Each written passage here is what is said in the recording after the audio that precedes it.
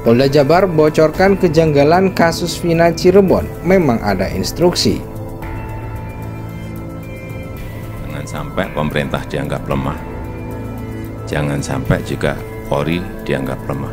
Sudah perintahkan kepada Kapolri saat itu bersihkan dan penegakan hukum ini yang akan nanti bisa mengangkat kembali kepercayaan masyarakat terhadap Polri.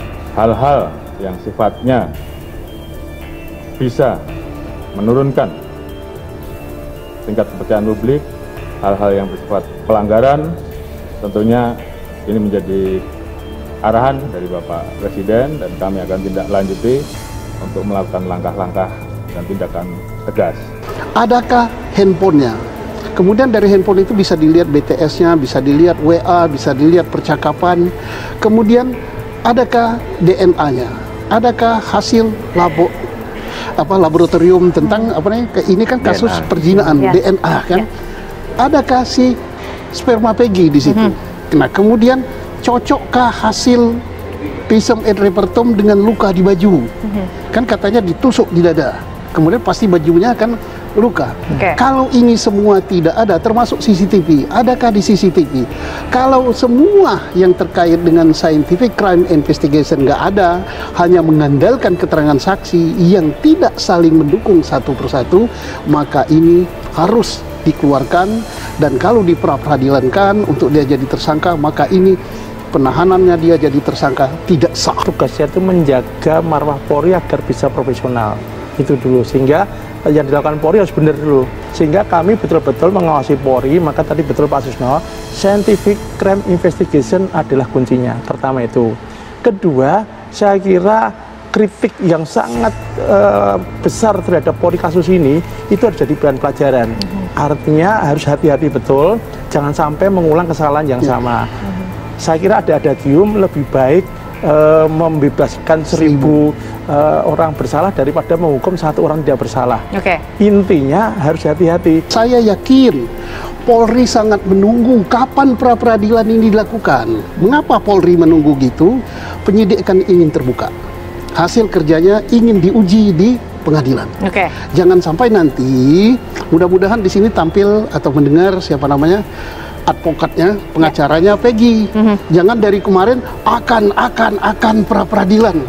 Dari kemarin ya, jadi namanya advokat akan ya, nggak jalan-jalan, lama-lama perkara ini sidang. Polisi akan sedih gitu, Polri sedih, kok nggak dipra gitu. Kalau dipra kan diuji di pengadilan. Penyidik itu harus mempunyai keyakinan sama seperti hakim bahwa inilah tersangkanya, barulah dia ditetapkan jadi tersangka. Karena sebelumnya itu dia belum tersangka, baru diduga. Tapi ketika sudah dihadirkan 2 alat bukti, nah apa itu pertanyaan tadi? Apakah itu nanti akan membingungkan? Publik sudah jelas dibingungkan, ya kan? Dibilang itu sudah 8 orang, ternyata ada 1 lagi. Itu udah jelas polisi salah lah. Ya, terlambat, salahnya terlambat. Disitulah maka polisi disekolahkan. Bukan disekolahkan teknik menyidik, tapi juga harus memperhatikan opini masyarakat tanpa meninggalkan sistem pembuktian yang benar. Karena itu polisi kita. Ada 11 DPO. Nah, terus polisi dicecerlah sama pihak-pihak. Kok kenapa yang 3 lagi atau sekian lagi sisanya ini kan sudah menjalani hukuman, kok masih tersisa? Nah, terus kemudian ditangkap, benar dong. Jadi artinya ditangkap 1 di luar yang 8 ini. Kalau benar ditangkap 1 tambah di luar 8, benar dong polisi selama ini lengah, tidak menangkap 8 orang ini yang dihukum, 1 lagi belum atau berapa lagi belum. Terhadap tuduhan itu, polisi benar harus menerima itu dituduh. Terbukti ada tersangka baru. Ya kan? Benar dong? Itu satu hal. Satu hal. Terus kedua, apakah orang ini benar? Sebagai itu mah apa dampaknya terhadap perkara, apakah pengaruhi hakim? Bagi penyidikan satu perkara itu tidak perlu terlalu hiruk pikuk dengan segala sorotan. Jadi jalan saja di koridor, buktikan dengan alat bukti yang kuat supaya itu benar-benar ada bukti bahwa itu adalah terlibat pelaku. Kita harus lepaskan, oh ini ada karena ada pengakuan dari narapidana, terus dia sadar dan sebelum ada mencabut. Itu semua boleh baru bukti permulaan. Tetapi ketika untuk di cross check, disitulah kebenaran material harus muncul. Sebagian publik menilai banyak kejanggalan-kejanggalan di kasus Vina Cirebon, namun hal itu langsung diungkapkan Polda Jabar, di mana Polda Jabar mengungkapkan adanya kejanggalan saat menyelidiki ulang kasus pembunuhan Vina dan pacarnya Rizky alias Eki di Cirebon tahun 2016 silam. Satu di antaranya ada pihak yang mengarahkan cerita hingga keterangan palsu kepada sejumlah saksi. Bahkan ironisnya polisi mengungkapkan upaya itu dilakukan oleh kuasa hukum dalam kasus tersebut. Hal itu dilakukan ketika sidang berjalan di tahun 2017 lalu. Bahkan pengacara sejumlah terpidana mengarahkan supaya seorang saksi yaitu RT setempat berinisial AP untuk memberikan keterangan palsu. Jadi memang ada instruksi dari kuasa hukum. Semua tersangka diperintahkan untuk mencabut keterangan. Bahkan di persidangan terungkap bahwasannya kuasa hukum mendatangi salah satu saksi untuk mengarang cerita. Beber di Reskrimum Polda Jabar Kombes Pol Surawan. Dia menyebutkan keterangan cerita itu menggambarkan seolah-olah pada malam kejadian pembunuhan Vina mereka sedang tidur di rumah RT berinisial AP. Selain itu cerita itu sempat dituangkan dalam BAP sebelum akhirnya dicabut kembali oleh si ketua RT menjelang persidangan berjalan. Jadi tersangka diminta mengarang cerita bahwasannya mereka ini pada saat kejadian itu tidur di rumah Pak RT dan itu sempat Pak RT terangkan. Namun pada akhirnya dicabut sendiri para tersangka pada saat kejadian itu mereka tidak tidur di rumah Pak RT melainkan besok malamnya setelah kejadian, bebernya.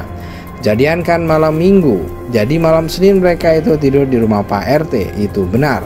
Jadi Pak RT waktu itu sempat mengaku bahwa mereka tidur, akhirnya dicabut pada saat sidang.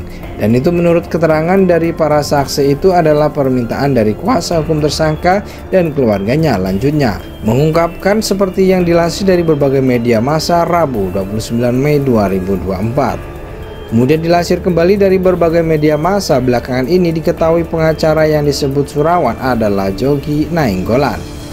Kemudian saat dikonfirmasi soal hal itu, Jogi membantah atas keterangan tersebut.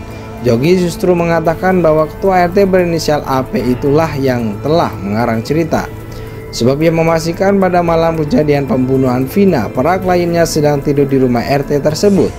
Bohong justru dia yang berbohong. Kejadiannya itu ketika anak-anak muda ini sedang nongkrong di depan warung Bu N. Salah satu anaknya Pak RT itu ikut ngumpul di situ karena mereka di situ gaduh. Bicaranya kenceng, ribut, kemungkinan mengganggu ketenangan Ibu N yang mau tidur. Jadi mereka semua pindahlah ke rumah RT bersama anaknya, kata Jogi Nainggolan seperti yang dikutip dari berbagai sumber Rabu 29 Mei 2024.